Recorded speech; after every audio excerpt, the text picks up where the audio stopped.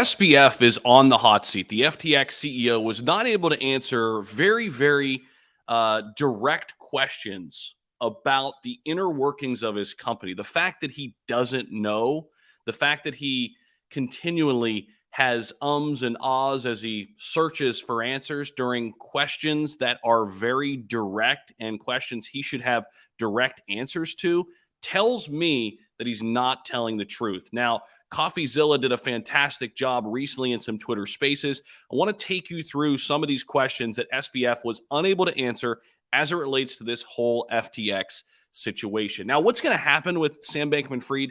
Nobody knows. Some people think he's going to get off free here because of all the political donations, and other people think that eventually it'll come crashing down and he will be the one to fall.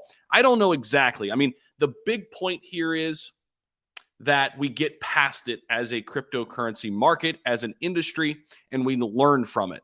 And I think there's still going to be some fallout in the short term. However, the companies that do come out of this are going to be looked at as very strong survivors when we get back into the next bull cycle. Now, we're going to jump into SBF being on the hot seat. Some of the questions that CoffeeZilla grilled him with that he was unable to answer. But real quick, just a word from myself. I'll be right back. What's up, everybody? Welcome back to this channel. I really appreciate you guys hanging with me in the bear market. Things will get better. Now it's back to the video. Don't forget to like, comment, and subscribe. We'll see you. All right, guys, welcome back here. SBF on the hot seat with CoffeeZilla's Inquisit Questions. So this was during a recent Twitter space, and SBF's reluctance and the sheer volume of ums and ahs and ahs, and I heard this with my own two ears. It just sounded like somebody who was lying. Somebody who has to use all these filler words before answering questions. And I mean, it was really bad. They don't have an answer, and they're searching for what to say to a question that they know they don't have an answer to. So he never gave definitive, detailed responses to a few very important questions, again, asked by CoffeeZilla. Now, in one interview, an internet detective just asserted that Bankman-Fried, who had no FTX banking, used Silvergate to get wire transfers to ALAMEDA Research. He then credited them on the FTX website, but didn't acknowledge that $8 billion was coming into FTX without being accounted for.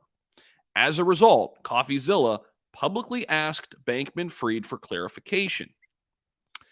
And in his own words, the CEO said, and I quote, "I believe there wasn't correct FTX accounting in terms of audit and financing, but if you would have pulled up the dashboard what the accounts look like, it would not have displayed those transfers." What? CoffeeZilla reported that SBF said the dashboard didn't include this accounting information. Now, there was a quick follow-up.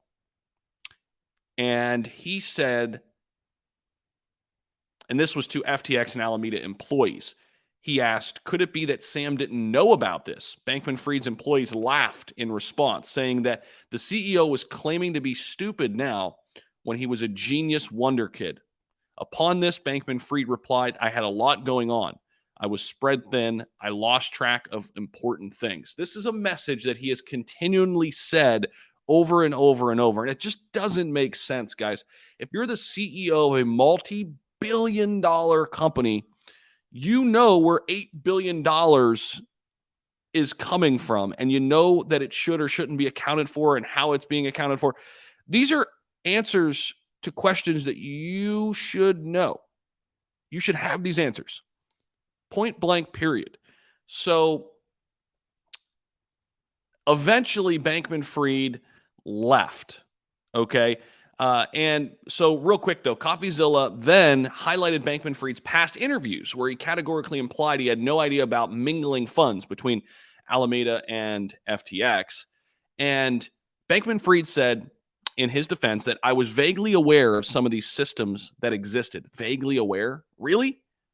When you're talking about billions and billions of dollars, the inner workings of your company, I was not spending much time looking at position risk management.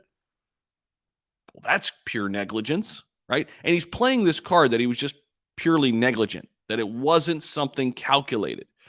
it was a big mistake. And then he abruptly left every conversation claiming, I don't know what to tell you. I'm saying what I believe. What the insiders are saying doesn't line up with my beliefs. It's going to be fascinating to watch this play out. But what do you guys think? Is Sam Bankman-Fried just playing the stupid card? I didn't know what was happening. Do you think this works? Let me know down below. Appreciate you guys stopping back by the channel. We'll talk very soon. Thanks again. Don't forget to subscribe down below, and I'll be talking to you all soon. Bye.